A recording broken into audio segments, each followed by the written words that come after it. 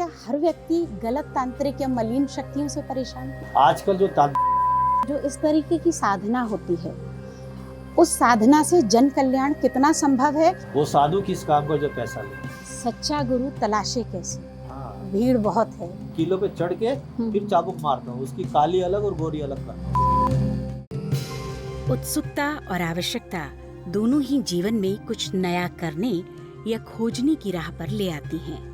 देहरादून की मेरी यात्रा भी कुछ ऐसी ही रही। देवभूमि देहरादून में एक जगह है डूंगा, जहाँ विराजते हैं अघोरी महाराज कीलों वाले बाबा। इनके नाम से ही मन में अनेक सवालों ने जन्म लिया, तो हम आ पहुंचे कीलों वाले बाबा के स्थान डूंगा पर, जो देहरादून से लगभग 30 किलोमीटर दूर है। जहां तमाम सवालों ने सर उठाना शुरू किया, तो बाबा ने अपने ही फक्कड़ अंदाज में हमारी तमाम जिज्ञासाओं को शांत किया। तो चलिए मिलते हैं कीलों वाले बाबा से।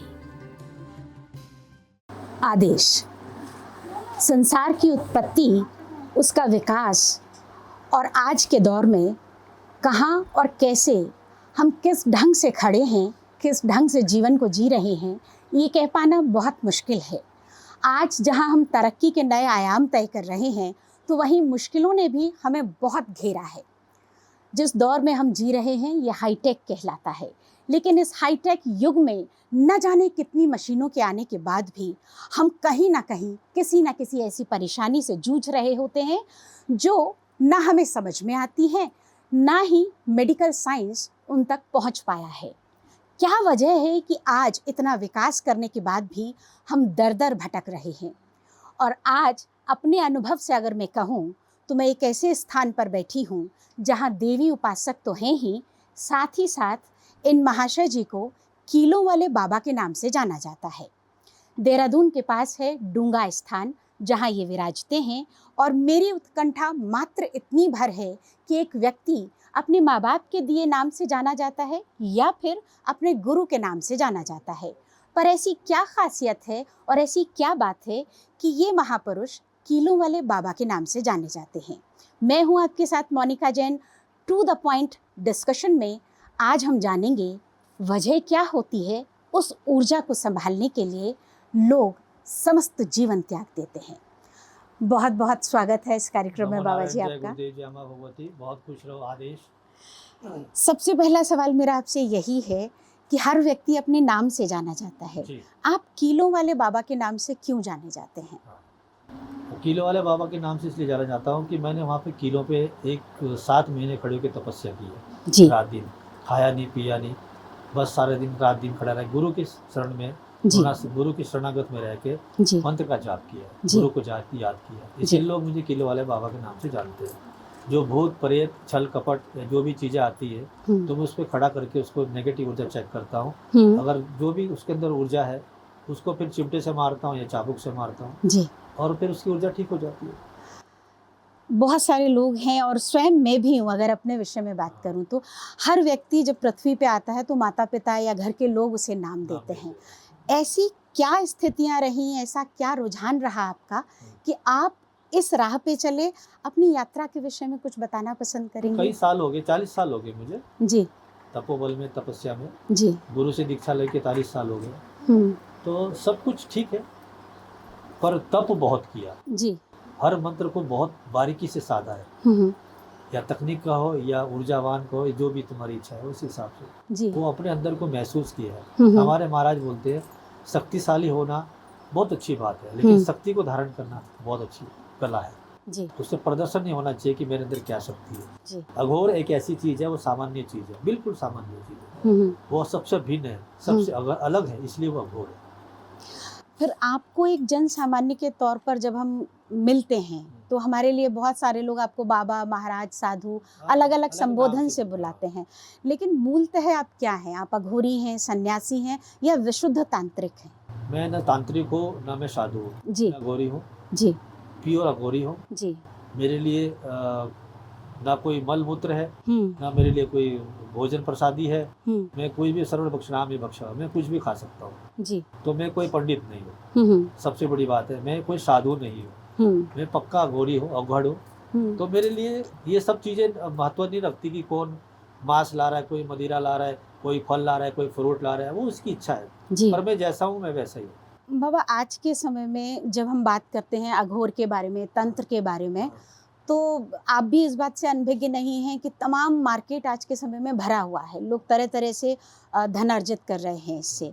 तो आप क्या इस पे अपनी राय रखते हैं कि जो इस तरीके की साधना होती है, उस साधना से जन कल्याण कितना संभव है, और उस जन कल्याण के लिए क्या एक साधु को अपने मुंह से दक्षिणा लेनी चाहिए? वो साधु किस काम का जो पैसा ले? जी मैंने तो मोह छोड़ दिया ना। जी तुमने दिया, मैंने रख लिया, जी वो किसी और साधु के काम आएगा। जी पर मैंने किसी को ये बोलूं कि 11 लाख, 2 लाख, 5 लाख, 4 लाख दा, एक तो तुम साधु हो गए, चोला पहन लिया, तपस्या करके तुम वापस उस गंदगी में आ रहे हो, तो तुम ढोंगी पाखंडी हुए ना। तुमको निस्वार्थ भाव से, तुम अगर तुम्हारे अंदर हैसियत है, करने की काबिलियत है, तो तुम इसको निस्वार्थ भाव से करो कि जाओ तुम्हारा कल्याण हो। फिर वो ठीक होगा तो वो देगा ही ना तुम्हें, है ना। तो अगर तुम 10 लाख 5 लाख पूजा के नाम पे मांग रहे हो, जो अलग किस प्रकार से ठग रहे हो, मार्केट लगा रहे हो, वो तो गलत बात है। वो ऐसे लोगों से बच के रहो, पाखंड है, बहुत बड़ा पाखंड है।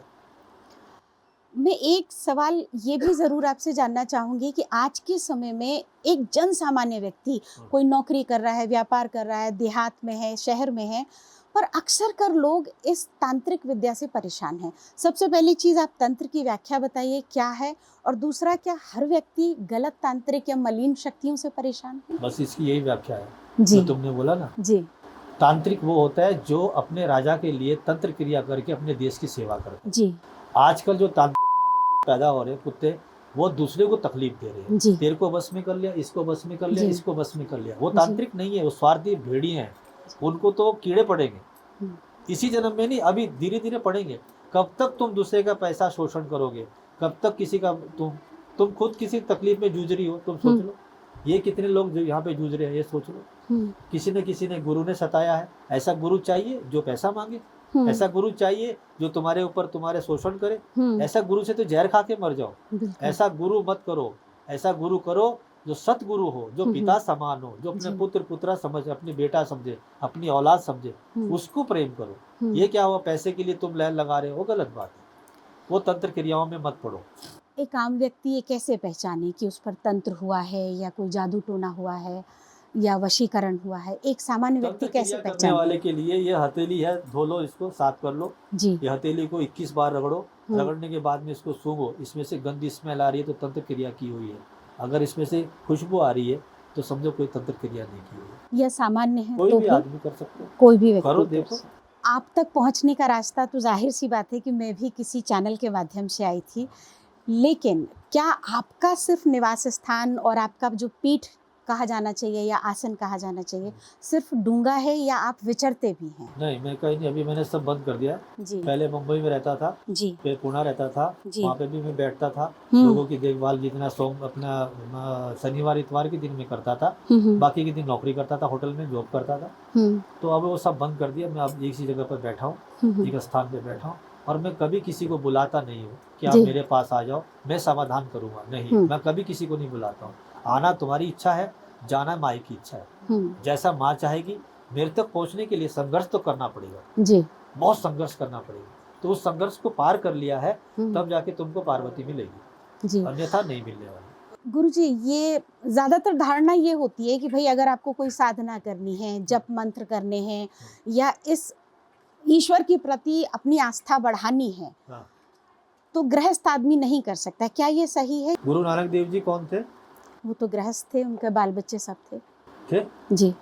और महान संतों के नाम बोलो। आज के समय में अगर आज के स्वामी समय विवेकानंद जी के गुरु भी हैं, वो भी विवाहित थे। आगे तो और पीछे चले जाओ, महर्षि जितने भी थे जी, सबकी पत्नियां, गुरु वशिष्ठ की भी पत्नियां थी, सबके थी। तो फिर वो बेवकूफ है या हम बेवकूफ है? अगर तुम्हारी इच्छा है, गुरु चाहेगा 6 साल की उम्र में दीक्षा देके, तो गुरु तय करता है कि तुम्हें फक्कड़ रहना है, तुम्हें शादी करनी है। लेकिन गुरु भी एक बार, सतगुरु भी कहेगा बेटा अब घर जाओ, शादी करो, अपने माँ बाप का पालन पोषण करो, तुम्हें शक्तियाँ मिल गई है, तुम्हें दीक्षा मैंने दे दी है, तुम अपना निर्वाह अपने माता पिता के साथ करो। वो भी ये राय देगा। फिर तुम्हारा निर्णय है कि तुम्हें पूजा करनी है, तुम्हें आगे बढ़ना है, तब करना है, साधना करनी है, तुम्हारी इच्छा है। तो उस साधना के लिए गुरु का होना जरूरी बहुत है। जरूरी है, सतगुरु का होना जरूरी है, गुरु का नहीं, सतगुरु का। वो भी जी। गुरु ऐसा चाहिए नंगा, जो लाठी मार के सिखाए, ढंग से काम सीख नहीं तो मारूंगा।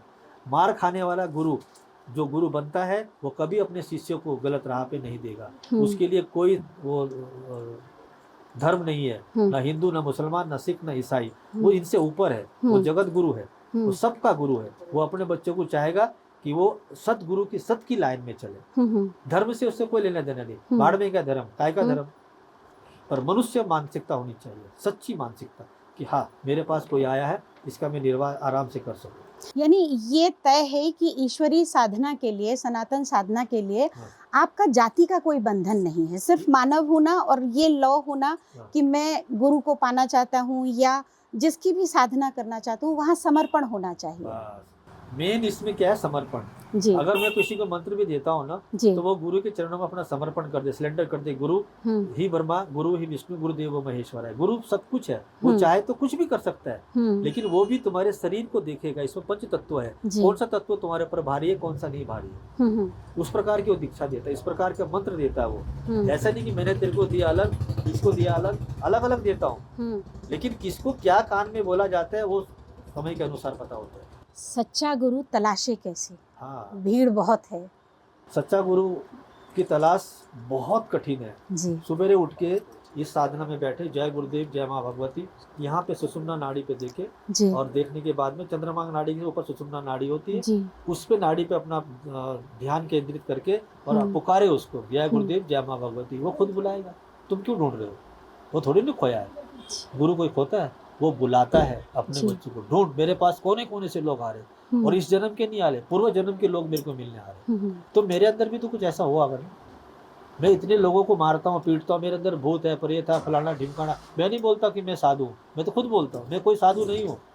मैं जो हूँ, लोग मुझे स्वीकार करे ना करे, मेरी माँ ने स्वीकार कर लिया, मेरे गुरु ने स्वीकार किया, बाकी गए भाड़ में, मुझे किसी से मतलब नहीं। क्या एक व्यक्ति अपने घर में रहते हुए तांत्रिक और मांत्रिक और यांत्रिक साधना कर सकता है? क्या गृहस्थ के लिए ये संभव है? हाँ, क्यों नहीं संभव है।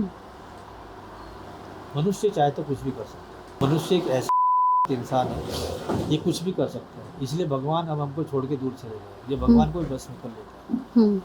तो तंत्र, मंत्र, यंत्र, ये तीन ऐसी कड़ियाँ हैं कि अगर हम इसे जोड़ लिया जाता है तो एक शक्ति पैदा होती है। वो शक्ति महाकाली की है, तंत्र से भी, मंत्र से भी और यंत्र से भी। मैं तो ये बोलना चाहता हूँ कि आप तंत्र और यंत्र को छोड़ दो, मंत्र की साधना करो। मंत्र से ही देवी प्रसन्न होती है, मंत्र से ही गुरु प्रसन्न होते हैं, मंत्र से ही अपना पूरा परिवार चल सकता है। मांत्रिक मन से होता है, तांत्रिक छोटे मोटे जमा कर लो और उनको भस्म कर दो, वो तंत्र विद्या होगी। उनको मत करो, किसी को आहत मत पहुंचाओ, किसी का बलि मत चढ़ाओ, किसी को अपने विचार के अपने वश में मत करो, ऐसा मत करो, किसी को तांत्रिक मत बनाओ।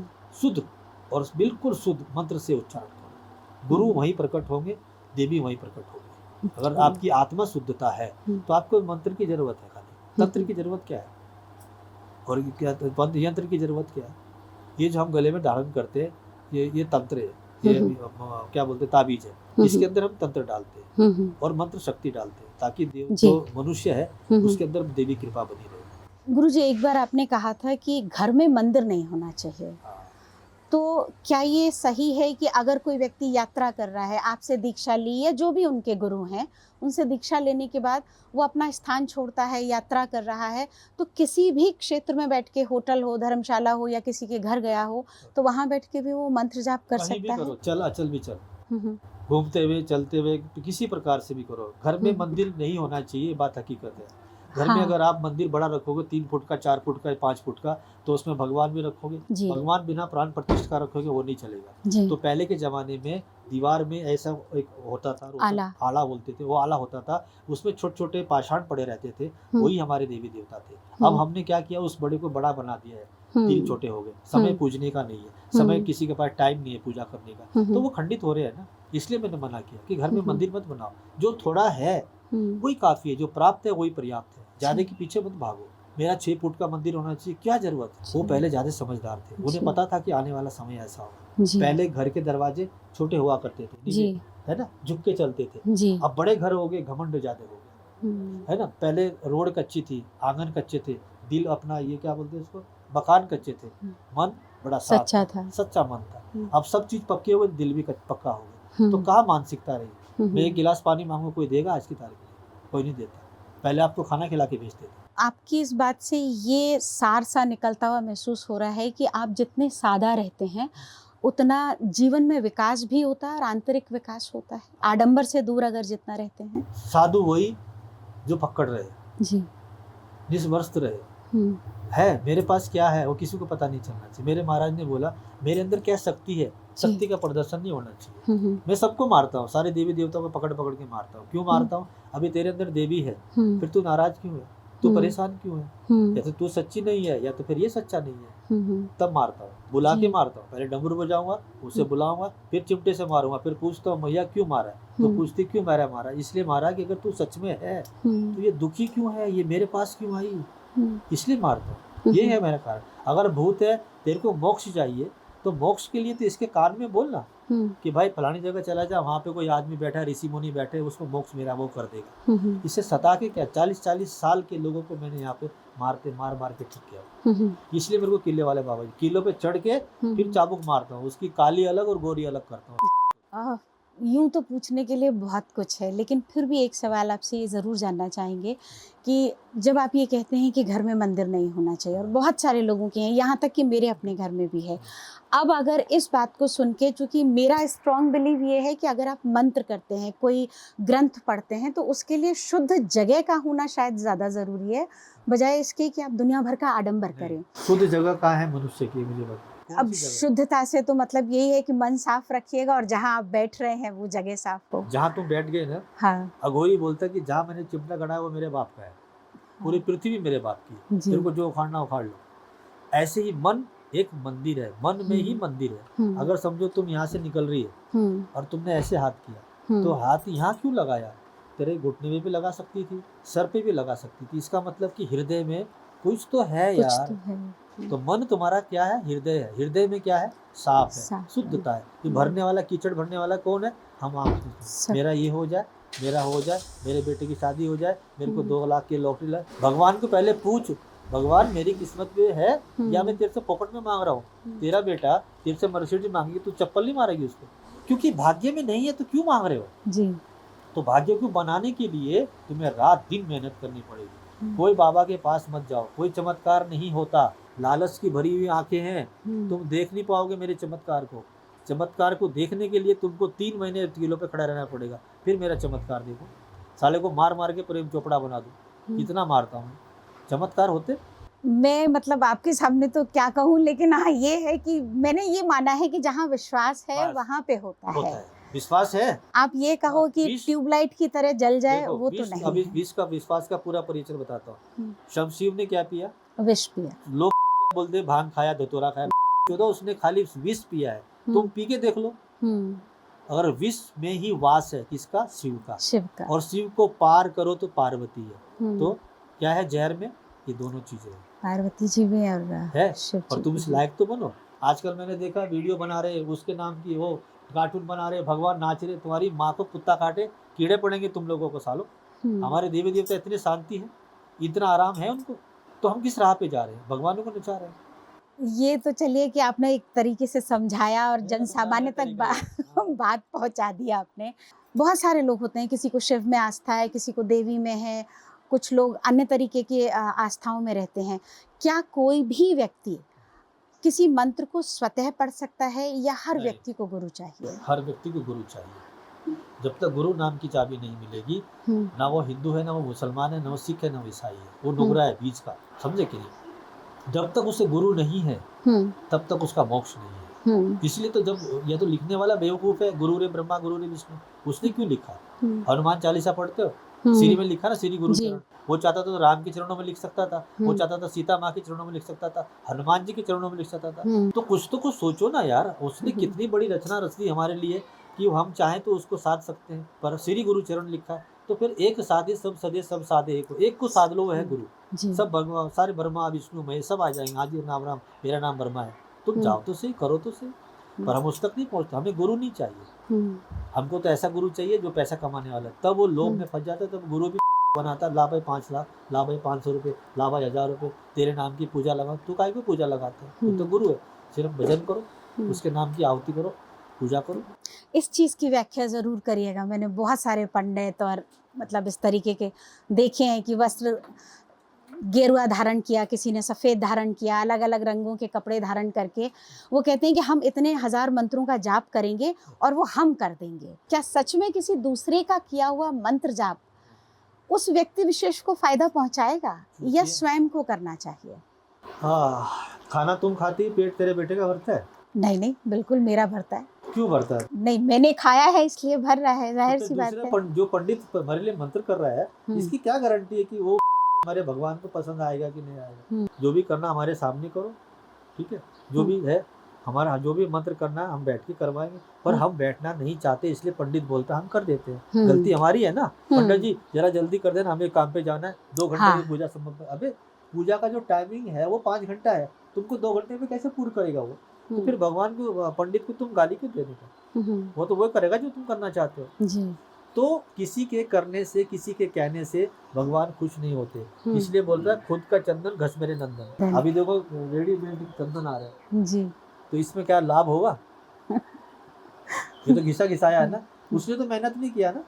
तो चंदन को घसने का आनंद तब आता है, खुद का चंदन घस मेरे नंदन, तब मजा आता है। गुरुजी, जैसे माँ काली की जब आप बात करते हैं तो ये बहुत तीव्र शक्तियों में मानी जाती हैं और जाहिर सी बात है 10 महाविद्याओं में भी नाम आता है माँ काली का।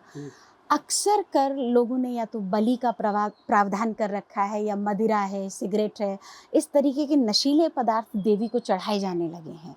ये कहाँ तक उचित है? जो चढ़ा रहे हैं वो भोगेंगे साले। तुम्हें लगता है तुम्हारा बेटा तुम्हारे सामने अगर गाय काटेगा, मुर्गा काटेगा, तुम्हें पसंद आएगा? नहीं। क्यों? आप किसी दूसरे जीव की हत्या कैसे कर सकते हैं? जो करते आ रहे हैं, मैं उनको नहीं बोल रहा हूँ। अब मेरे ऊपर लोग वचन उठाते हैं। मैंने एक बोला था कि जिसमें देवी देवता हो मेरे पास आओ, मैं उनका, तो किसी ने क्या बोलते हैं इसे, पहाड़ों में हिमाचल से बोला मेरे पे देवता आता है, तो मैंने बोला आ जाओ। लेकिन मैं ये बोलना चाहता हूँ, पहाड़ के देवी देवता और हिमाचल के देवी देवता, मैं उनके बारे में कदाचित नहीं बोलता हूँ। मैं उनको बोलता जो दरबार लगा के बैठे। एक औरत है, ये मुंडी घुमा रही और सिगरेट पी रही, हुक्का पी रही, तेरी औकात है जिसको तू बुला रही है? माफ़ी के साथ गुरुजी पूछ रही हूँ आपसे, और नाम तो मैं शामिल नहीं करूँगी उनका, लेकिन वो कहती हैं कि हमारे पास गोरखनाथ बाबा आते हैं। मैंने जितना थोड़ा बहुत पढ़ा है गुरुजी के बारे में, गोरखनाथ बाबा जी के बारे में, वो अपने आप में एक ऐसा लगता है कि उनको जब पढ़ो या जानो ऐसा लगता है वो स्वयं में एक पूरा ब्रह्मांड थे। नाम क्या है उनका? गोरखनाथ बाबा जी। गोरक्ष है, गौरक्ष जी। वो गोबर से पैदा हुए। हाँ, ये कितना सही है। और जबकि वो स्त्रियों से हमेशा दूर रहे हैं, माँ या बहन के रूप में उन्होंने देखा है। अच्छा, वो औरत के अंदर आएगा, स्त्री में आएगा। हाँ, ये कितना सही है। उसको मेरा एड्रेस दे दो, आ जाओ, बोलो मेरे साथ भी 1-2 चिलम पी ले, हुक्का पी लो। मतलब ये जो आडंबर रचाया जाता है। तुम अगर ये बाल खोल के 2 बार मुंडी घुमा लेना, 5 आदमी तेरे चरणों में घुस जाएंगे। माता हमें कुछ नहीं आता, जल्दी हमारा कल्याण करो। इस नाम के पाखंड है। जीवन में याद रखो, कोई देवी देवता या कोई भगवान किसी के शरीर में नहीं आते। खासकर हम माता जी को बोलते हैं, हम काली नहीं बोल सकते, उनका नाम नहीं ले सकते। तुम्हारी माँ का नाम क्या है? मनोरमा जैन। उसको बुलाया तूने? मनोरमा बहन इधर आओ। नहीं बुलाओ ना नाम से। तो फिर तुम जगत की जननी का नाम कैसे ले सकती है? जब हम अपनी माँ का नाम लेके नहीं बुला सकते, अपना बाप का नाम लेके नहीं बुला सकते, हम शंकर का नाम लेके बुला रहे हैं, हम काली को संबोधित कर रहे, क्यों कर रहे हो? तुम्हारे बाप की नौकरानी वो उसके नाम से परले आती है। वो माँ है, जगत की माँ है, जगत की तारणहार पालनहार है। वो क्या है वो उसके बारे में हमारे लिए जरूरी नहीं है, पर वो माँ है। उसका नाम मत लो, उसका नाम योग्य लिए हमारी जबान भी नहीं है। वो अगर ऐसा ऊपर से देख लेगी ना तो धरती फाड़ देगी। वो शिव पैरों में पड़ा है उसकी, उसका तुम नाम ले रहे हो। एक अखंड ज्योत को लेकर बड़ा मतलब भ्रम कहिएगा या भ्रम पैदा किया जाता है। अब चूंकि अगर मैं अपना एग्जाम्पल दूं तो बीइंग अ सिंगल पेरेंट, बहुत सारे लोग कहते थे कि आप अखंड ज्योत नहीं लगा सकते क्योंकि आप जोड़े से नहीं हैं। ये कहाँ तक सही है? धूमावती भी सिंगल है ना? हाँ, तो जब वो 7 विद्याओं में 9 विद्या में है तो वो बोलने वाले है और उन औरतों को, उन आदमी को पूछो नवरात्रि का मतलब क्या है, तुमसे पूछता नवरात्रि का मतलब क्या है। माँ के 9 स्वरूप होते हैं और उन 9 स्वरूपों क्या की प्रक्रिया आराधना है की उसकी? जाती है। क्या प्रक्रिया है उसकी? हम्म, ये इतनी बारीकी से तो नहीं जानती। हम क्या करते हैं, मनुष्य हम्म, दिन भर में काम करेंगे, हम्म, रात को इतना दबा के खाना खा लिया, दिया बत्ती कर ली, सो गए। नवरात्रि है, रात को जगो, दिन में काम करो, रात को जगो, अपनी मानसिकता को कठोर करो, ताकतवर बनाओ कि मैं काम भी करूंगा, करूंगी और रात भर माई का गुणगान भी करूंगा। हम क्या करते हैं, रात दिन भर काम किया, रात को 2 किलो आलू खाए, टांग उठा के सो गए, माता जी हम जा रहे हैं। तो नवरात्रि कहाँ हुई वो? शिवरात्रि का मतलब ही यही होता है। हाँ, रात्रि मतलब रात भर जागो, जागरण करो माई का। हम क्या कर रहे हैं, अपनी सुविधा से कर रहे हैं। हाँ, माता जी को बोलते एडजस्ट कर लेना। माता जी क्यों एडजस्ट करेगी, तुम्हें एडजस्ट करना है।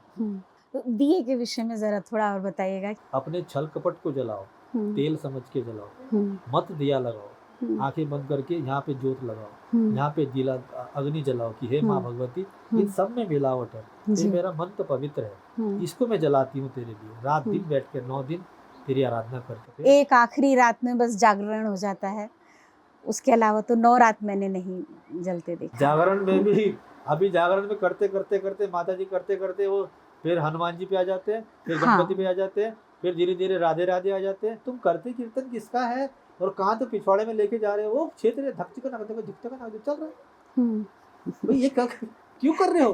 कोई ऐसा संदेश आप देना चाहें जन सामान्य के लिए कि जिससे उसे अपनाकर वो जीवन में थोड़ी स्थिरता ला सकें, समृद्धि ला सकें और मन के अंदर जो बेचैनी रहती है, भय रहते हैं, अनजाने भय रहते हैं, उनसे उनको मुक्ति मिल सके।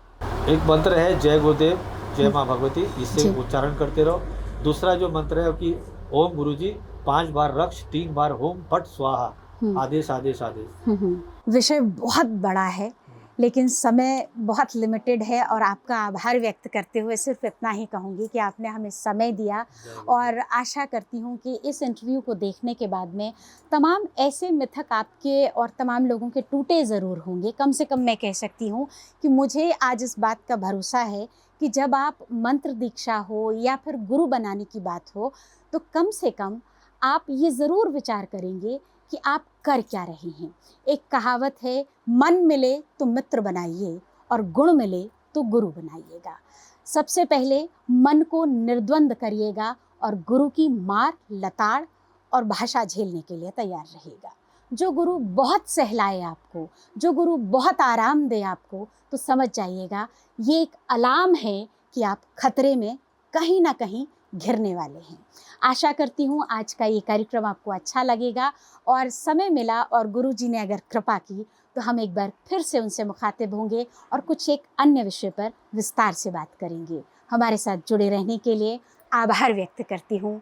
आदेश आदेश आदेश। नमो नारायण। जय गुरुदेव जय माँ भगवती। बाबा से मिलने के बाद अपनी वापसी पर मुझे एक बात भली भांति समझ आ गई थी कि जन्म से मृत्यु तक मनुष्य प्रकृति से मिली जिन वस्तुओं का उपभोग करता है वो सभी किसी अदृश्य पारलौकिक शक्ति द्वारा प्रदत्त हैं। उस शक्ति को धन्यवाद स्वरूप जब हम समर्पित होते हैं तो एक सच्चे गुरु के मार्गदर्शन की जरूरत सभी को होती है, जो कभी प्रेम से, कभी फटकार से, तो कभी सख्ती से आपको आपकी ही भक्ति से ओतप्रोत कर देता है।